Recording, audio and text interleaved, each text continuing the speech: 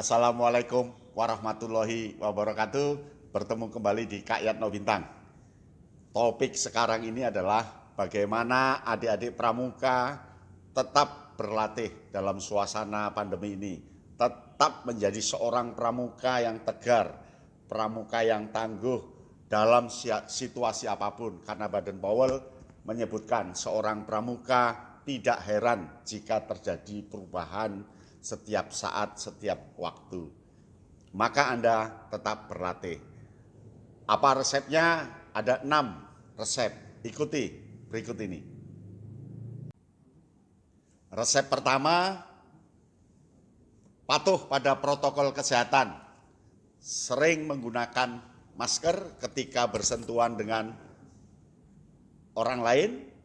Kemudian cuci tangan, jaga jarak, lalu jaga fisik dengan orang lain. Tetap protokol kesehatan, karena dengan protokol kesehatan minimal dapat menjaga kita dari penularan orang lain atau juga kita tidak menularkan ke orang lain. Seorang pramuka selalu patuh terhadap protokol kesehatan. Yang kedua, ini.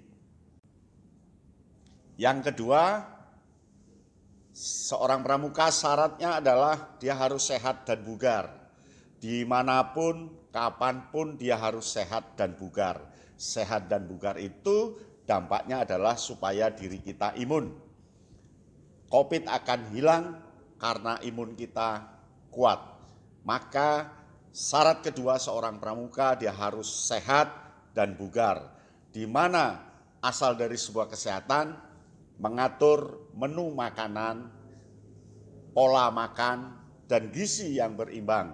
Yang berikutnya dia harus suka berolahraga, menggerakkan badan, senam, tanpa harus diperintah. Karena seorang pramuka kuat kemandiriannya. Jadi syarat yang kedua, dia harus sehat dan bugar agar imun. Siap sehat dan bugar? Pasti siap. Yuk yang ketiga, berikut ini. Nah, yang ketiga, selalu berkomunikasi dengan pembina pramuka. Anda warga gugus depan dan harus komunikasi dengan pembina pramuka. Tanya, latihan minggu ini apakah? Latihan berikutnya apakah? Dan lakukan di lingkunganmu sendiri latihan itu secara disiplin, berani, dan setia. Jangan sekali-sekali berlatih tapi tidak ada tujuan. Supaya tujuannya jelas, konsultasikan, komunikasikan dengan pembinamu. Seorang pramuka dekat dengan pembina, berkomunikasi, jalani apa yang diarahkan seorang pembina. Lama-lama Anda akan menjadi hebat. Bagaimana yang berikutnya? Yang berikutnya, yang keempat, berikut ini. Nah, yang keempat, pedomani syarat kecakapan umum dan syarat kecakapan khusus. Dan Anda pasti akan bisa. Ingat-ingat ketika dulu sebelum COVID Anda sampai SKU di pasal berapa.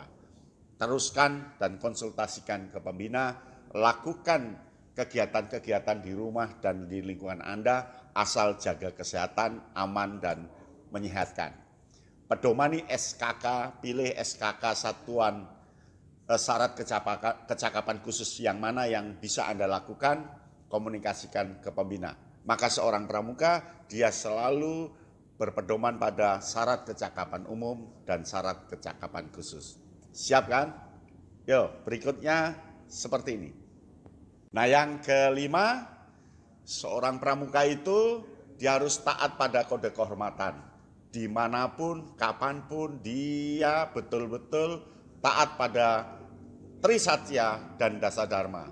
Selalu takwa pada Tuhan Yang Maha Esa, cinta alam dan kasih sayang sesama manusia, patriot yang sopan dan kesatria, patuh dan suka bermusyawarah, rela menolong dan tabah, rajin terampil dan gembira, hemat, cermat dan bersahaja, disiplin, berani dan setia, bertanggung jawab dan dapat dipercaya, suci dalam pikiran, perkataan, dan perbuatan. Itu tidak sekadar diucapkan, tapi menjadi perilakumu sehingga kita menjadi sehat lahir dan batin. Jadi syarat kelima adalah itu. Bagaimana yang terakhir? Berikut ini. Yang keenam, yang terakhir, Seorang pramuka tidak menjadi orang yang pasif, tidak menjadi orang yang tidak berguna apa-apa meskipun sudah taat pada kode kehormatan. Dia harus kreatif dan inovatif, mengeluarkan apa yang sudah dia lakukan menjadi bentuk-bentuk produk baru, produksi baru, karya-karya baru, kinerja baru, dan performan yang bagus. Maka seorang pramuka dia harus kreatif dan inovatif. Ujung dari seorang pramuka adalah bagaimana batin dan jiwanya serta fisiknya bagus. Tetapi dampaknya dia harus ada hasil yang kreatif dan ada hasil yang inovatif. Masa depan itu adalah inovasi. Inovasi itu harus datang dari seorang pramuka. Sampai di sini, bertemu kali lain. Salam Kak Yatno Bintang.